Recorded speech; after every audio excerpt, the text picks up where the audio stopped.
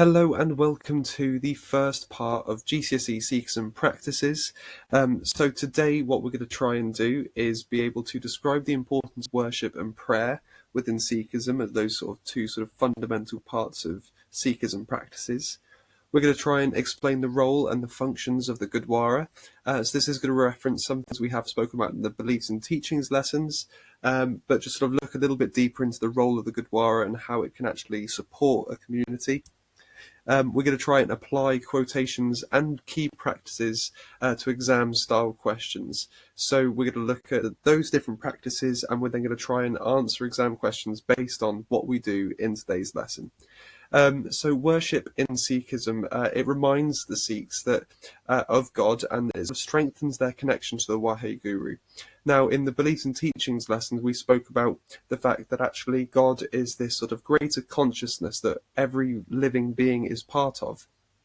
Being conscious of that is something that we would enable us to achieve mukti, which is this liberation from samsara, this cycle of rebirth, where our soul can then be reunited with this Waheguru, this God being that they have within Sikhism. Now, this can be sometimes individual worship or can be communal.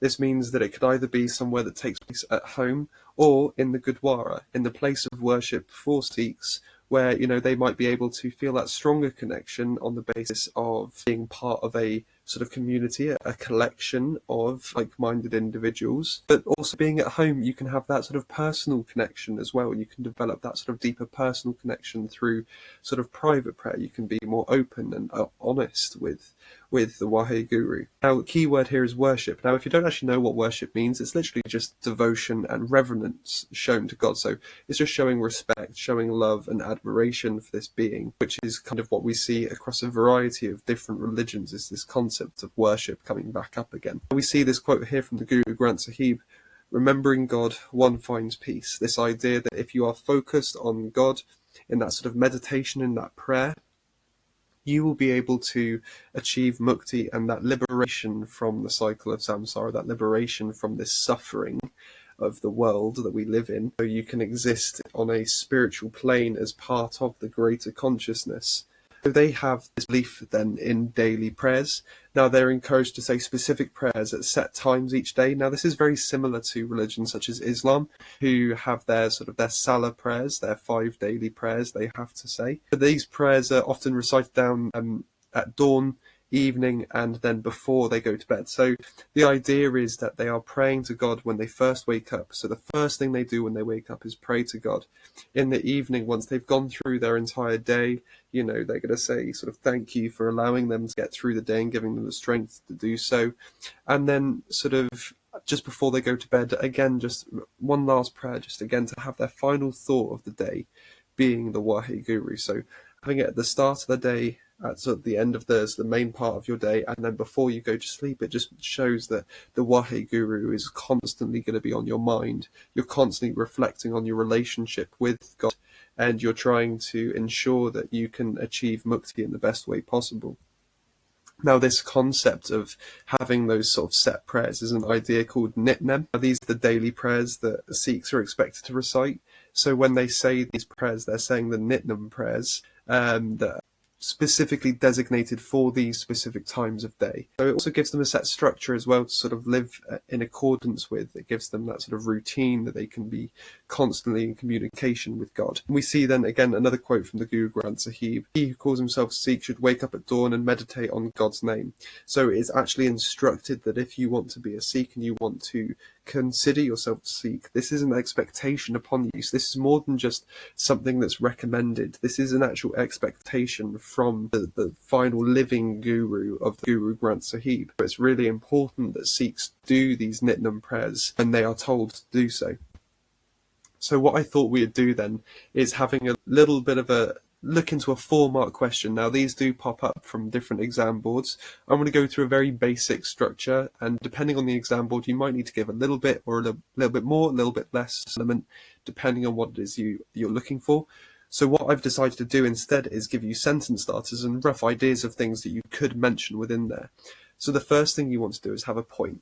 So one way Sikhs worship the Waheguru is, I've given you a few different examples here. You can talk about the fact they worship at home, they worship at the Gurdwara, you can talk about the Nitnam prayers. Apologies for the typo there. So you could go through that way if you wished. You could then develop that with, they do this because, here's the thing they do, this is why they do it. So you could talk about the benefits of praying at home and that personal relationship. You can talk about the benefits of praying at the Gurdwara and that communal sort of collective. You can talk about the regular contact that you have through doing the Nitnam prayers, and then reaching mukti, this idea of liberation can be achieved through worship, through doing those things. So that's just one point and an explanation. Now, that how much detail you go into is dependent on your exam board. So my recommendation would be go and look at the exam board mastery classes that I have in the RS classroom, and have a look and see where you can, how much you need to do for those 4-mark questions. Now, you need another point. So I would just say another way Sikhs worship the Waheguru is, and again, you just go through and use those examples. You can fill those in yourselves, and then you go through and do basically the exact same thing as you did before. You do not need to have brand new sentences each time. You can repeat your sentence as long as you are displaying the information correctly and everything is grammatically correct. Then you're absolutely fine. This can help speed up your answers, which is going to come on to then the key tips for this, for being successful in these 4-mark questions, because they're questions that can sometimes throw people off. You should spend about 3 to 4 minutes on this question. You shouldn't need to go any longer than that. If you're going any longer than 3 to 4 minutes, you're going to start eating into the time that you have for the 12 or 15-mark questions. Now, it's also really important that you do not repeat your points. They will not be awarded marks under any exam board, so do make sure that the points you are using are different and very separate from each other. The really important thing, though, that you need to make sure that you do is actually connecting the way that they do something to this concept of worshipping the Waheguru. So the focus of the question is worshipping the Waheguru, and the way is the action that they do. When you're explaining, you need to actually say how the way connects to the concept of worship. Not just saying, they pray because it's a good thing to do. How does that connect to the worship of the Waheguru? You need to say that, they pray. They do this because it allows them to focus on the Waheguru, feeling closer in their relationship to them. Something along those lines, making sure that you're actually answering every part of the question. Feel free to copy down these sentence starters and any of these key tips that might be useful to you, and have a go at timing yourself on this question. Can you write it out in about 3 to 4 minutes? If you can do that, then you're going to be saving some time to add on then to those 12 or 15-mark questions. We now come on to the role of the Gurdwara. Now, the Gurdwara is the Sikh place of worship and is the main sort of hub for the community. Now, depending on where you are in the world, that could be more important than others. In some parts of the world where Sikhism is more a common religion, you can find sort of hubs of communities in different places other than the Gurdwara. You've got friends and communities and families that will meet up and do things outside of the Gurdwara. However, if you're a Sikh in the UK, for example, where Sikhism is very much a minority religion, having that Gurdwara there is a really important hub for that community, as a place where they can be together. Now, in the Gurdwara, it offers an opportunity to say prayers. So your Nitnam prayers, for example, you might want to go to the Gurdwara. But it also offers you an opportunity for education, learning more about the religion, learning more about the philosophy, and understanding how exactly it is that you yourself can reach mukti. Now, in there, they have the Langar kitchens, which we'll talk a little bit more about. We spoke about them in the beliefs and teachings lessons, and they're effectively those sorts of community kitchens. They are those sorts of areas where it doesn't matter who you are, what religion you are, you don't even have to be a Sikh. If you go there, they will offer you food because everybody is equal. It also offers the opportunity to just support the community. So if someone comes in with a problem, they have the opportunity to try and help them if that's available. Now, the key word here then is that Gurdwara, which is just the key place of worship and community service. So if you wanted just a nice succinct definition, you can copy that one there if you wish. And again, here we see a quotation from the Guru Granth Sahib: where the holy congregation gathers, God dwells there. So this idea that when you have multiple people all in one place, this sort of spirit, this energy of God exists together as a greater consciousness, which is why they say gathering together in a community is a very impactful thing for Sikhs to do. Now, worshipping at the Gurdwara, there are a few ground rules. For example, Sikhs have to remove their shoes and they have to cover their heads to show respect. They remove their shoes, they're not walking in any dirt or anything like that, and then they cover their heads because they don't want to have potentially, as we'll talk about in a moment, their full head of hair on display, just as a sign of respect. We'll come on to that in a little bit this lesson, but more in detail next lesson. Now, the Guru Granth Sahib is placed on a raised platform and it's treated with reverence. Basically, when it is within the Gurdwara and when it is in time of worship, it's on this raised platform above everything else, and it's treated with utmost respect and love and kindness because they do believe that the Guru Granth Sahib is the living Guru. So they believe that this is the actual living message of Sikhism, and that is something that they have to show sort of high amounts of respect for. Now, the word of the Guru is the true Guru, basically just suggesting that actually when they are worshipping, they are going to focus on the word in the Guru Granth Sahib because it is the true living Guru, is the actual one they need to be following. Now, to come on to then this idea of it being that living Guru, it's treated as a living Guru, which means they will also treat it as if it being. It's crucial to all Sikh worship and their teachings of the religion in itself. However, when it's then nighttime, it's ceremoniously put to bed. This idea that you are putting it to bed almost as if it is a living human being in what they call the Sachkhand, which is a completely separate room. So it's basically got its own bedroom where water is sprinkled out to sort of cleanse the area.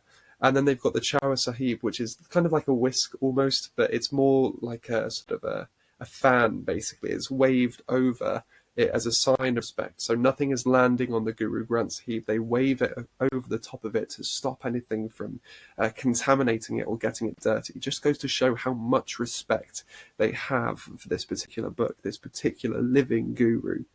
So here are some of the key words then, as well as a quotation here. I just give you an opportunity to read all of that and copy down some of those keywords.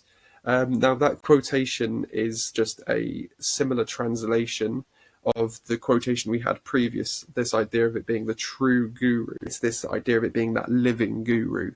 Just another translation with a slightly different wording. If that might be something that is more useful for you, then feel free to use this one, or you can use the previous translation from the previous slide. So a quick check-in then. Here are 5 questions for you to have a go at answering yourself. Feel free to pause the video here, get your pen and paper, and try and answer these questions. We'll be going through the answers in a moment, so pause it here. We'll go through the answers in 3, 2, and 1. So, the Netnim prayers are the daily prayers. The place of worship is the Gurdwara. Their holy book is the Guru Granth Sahib, that's the living Guru. They must remove their shoes before entering the Gurdwara. And the Guru Granth Sahib is placed on the stand above everything. You could have said how it has its own room. They waft a fan over it and they sprayed the water around to cleanse the area. Any of those things you could have said as well. Now, within Sikhism, they also have hymns. They do have songs that they sing, and they're called kirtans. It's a musical singing of hymns from the Guru Granth Sahib itself, so that is where they get the hymns from that they then can sing all together as a community. It's a central part of their services, and it does help them connect with God emotionally because the words and the passion that comes through when you're singing these songs, it can build that sort of emotional bond between yourself and the Waheguru. Now, this concept then of kirtan being that devotional singing of scripture and Sikh worship, there's a better definition for you if you want to copy that down. And here again we see a quotation from the Guru Granth Sahib once again, saying, "One who sings the Lord's praises shall merge with the Lord." This idea that if you are there singing the Waheguru's praises and you're singing these hymns, you're able to connect on a deeper level with the Lord. You're starting to merge together emotionally on this basis that actually spiritually you're all part of the same essence. You are just manifestations of the Waheguru's being. So you have the concept of kirtan there, definitely impacting any Sikhs to find a way to reach mukti and to escape from samsara. Finally, then, looking at some long exam questions. Here's a 12 or 15 marker, depending on spelling, punctuation, and grammar, and depending on the exam board as well. Here's a question that you might be faced with. Sikh worship is more important at home than in the Gurdwara. What I thought I would do is, because there's quite a few of these 12 and 15 mark questions, is just go through some of the helpful tips that I have, but then also talk through some of the key sentence starters that I use when I would answer these questions and that I've found have been most successful. So the sort of time aim that you should have is around 20 minutes long. If you're in the 15-minute range, that's ideal, but maximum 20 minutes. You do not want to go any longer than that. This does not need to be a balanced argument. Now, we said this in the Beliefs and Teachings lessons, but if you haven't watched those, this is important.